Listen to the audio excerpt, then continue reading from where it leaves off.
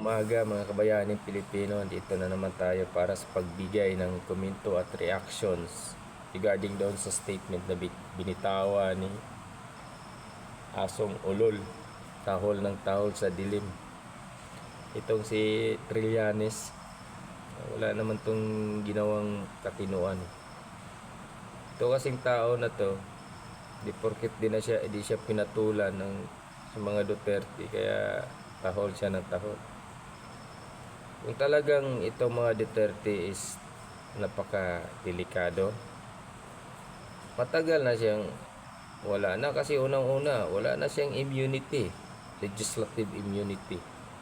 Pangalawa, ordinary citizens na siya, wala na siyang power and function sa gobyerno. Kung tutuusin gustuhin ka lang likidahin, matagal ka na. Yung iba nga tingnan mo nga lang yung sa NIA. Set an example lang yung nasa NIA. Nag-expose lang siya ng katiwalian. Mga ilang araw, patay agad. Pinalikida. Kung itong si Trillanes makahanap lang to ng katapat talaga, kaya wala siyang ibang malagi yung binamadata ng mga Duterte. Kaya malaya ito malayang bumanat dahil hindi siya ginagalaw ng mga Duterte. Dahil kung anong mangyari dito sa tao na to, sabihin naman Duterte na naman ang kuhan, kasi number 1 kritiko siya ng mga Duterte. Itong mapuno ang mga sambayan ng Pilipino, yung mga supporters ng mga Duterte, may kalalagyan talaga itong sundalong kanin na to. Kaya anong sinabi niya? Naglabas siya ng statement na kasinungalingan. Sabi niya, the most dangerous city is Davao. Davao is the most dangerous city. Diba? Sinisiraan niya in public.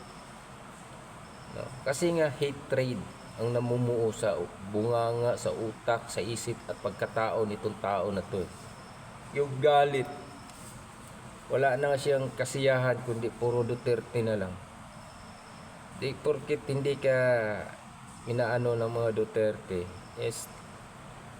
namimihasa ka, nasasanay ka, nag-ano ka, no? Dapat sana may mga batas, gagawa ng batas na yung mga nabigyan ng absolute pardon, conditional pardon, hindi na sila pwedeng magtulig sa mga commander-in-chief, no? Sa mga previous or former na mga presidente, na which is yung president ang nagbigay sa kanila. Dapat magiging law-abiding citizens na sana siya. Kaya dapat sana may mga batas na ganun na once nabigyan ka ng absolute pardon or pwedeng bawiin ng Kongreso or ng the House of the Senate yung mga privileges na binigay ng gobyerno, at sa ganun maibalik sa kulungan ang mga ganyang klaseng tao, no? Kasi unang-una wala kang ginawang sa bayan kundi atakihin ang gobyerno. Ngayon umaatake ka na naman, nag-iingay ka na naman dahil nagpapapansin ka. Dahil siguro gusto mo na namang tumakbong senator sa 2028. Kaya nag-iingay ka. Kaso, plunder, kaso dito, kaso doon. Pag ikaw binabalikan ng kaso, mag-iingay ka, lagi ka na namang mag-iingay, ngaw ka na naman. Iiyak ka na naman at sasabihin mo naman ginigipit ka.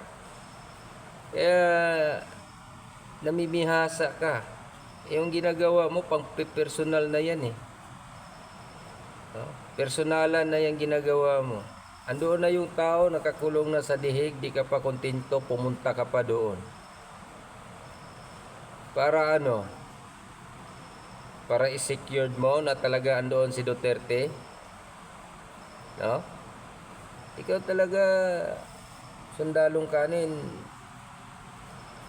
Masyado ka nang nangingialam at pinipersonal mo yung buhay ng isang tao. Pag ang ordinaryong Pilipino mapuno sa'yo. Baka itapong ka nila sa West Philippine Sea kung saan 16 times kang pabalik-balik at binintay nyo siguro yung ano dyan, nagba-backdoor channeling ka. Ano bang purpose? Then later on, napasakamay na ng mga Chinese ang buong control ng West Philippine Sea. Tapos kinonfirma yung pagpunta-punta mo doon ni former Senate President Enrile. Umalis ka. Yung tapang-tapangan pero labas sa ilong yung tapang nito eh. Tapang-tapangan pero kung totoo kang matapang, dapat nagpa-deploy ka doon sa Mindanao. Tumarap ka sa mga paano naman diyan ka lang sa opisina, nagpapa ka lang, tapos lumabas ka sa panahon ng awkward mo tinik. Kung ako na tayo nagkasama noon, ako mismo nagbaril sa'yo. Paipal kang ganun eh. Kasi gusto mo lang talaga sa yung sariling interest at personal na makilala ka ng taong bayan, na sabihin na matapang ka kasi nag-awkward kayo. Pero ang totoo talagang matapang doon, sila Gambala, dahil nakikita ko talaga kung gaano yan magano. Pero ikaw, hindi ko alam kung saan lupalop ka ng impyerno galing. Bigla ka lang lumabas sa tapos nung kinuha ka na ni General Dalilim, para kang tuta, bahagang buntot, nakaihi ka pa sa salawal mo. Dapat kayo magpasalamat ito eh. Dahil nabigyan ng pagkakataong magserbisyo sa bayan, pero ang ingay-ingay. Binabangga yung Duterte lang naman ang kayang banggain. Subukan mong banggain yung iba na hindi yung Duterte lang, kasi di porket di ka pinapansin ng mga Duterte, di ka inaano. Kaya patuloy kang nagngangaw-ngaw. Pero darating lang ang panahon sa'yo na meron talagang isang tao na anuhan ka. Baka malay mo, paglabas mo dyan sa palengke ninyo o sa labas lang ng bahay nyo, bigla ka na lang saksakin dyan ng mga tambay dahil sa sobrang galit nila. Ganun ba? Dapat huwag ka masyadong kampante sa sarili mo, Trillanes, na nagiging dapat nga manahimik ka na lang para sa kapakanan ng pamilya mo. Hindi ka na politiko eh. Yung tao nakakulong na, tapos ngayon dahil binabackupan, may backup sa'yo, andyan si ombudsman, dahil yung pagka basura at dismiss sa kaso mo may reward. Hindi natin alam kasi kayo naman, yan naman ang laro sa politika eh. Naway mga kabayaning Pilipino, patuloy tayong subaybayan, patuloy nating subaybayan itong galawan ni Trillanes. Na naman kasi ito, kaya nag-iingay. May plano nang itong tatakbo sa 2028 bilang senador. Iwan ko nga, baka takbo itong vice president o di kaya presidente. Tumakbo ka na lang presidente para malaman mo, para matalo mo si Sara, nang sa ganun ma-achieve mo yung gusto mo sa mga Duterte. Ganun lang naman yan eh.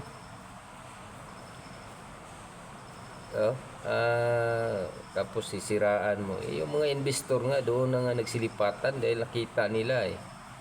Biruin mo yung pagtugon sa earthquake, napakatibay ng mga infrastructure, nila doon, mga infra nila, mga buildings. Biruin mo, biro yung 7.9 magnitude, 7.6 magnitude na earthquake. Yung natamaan ang Turkey, wala ngayon, bagsak nga yung isang building doon sa lakas ng impact ng lindol.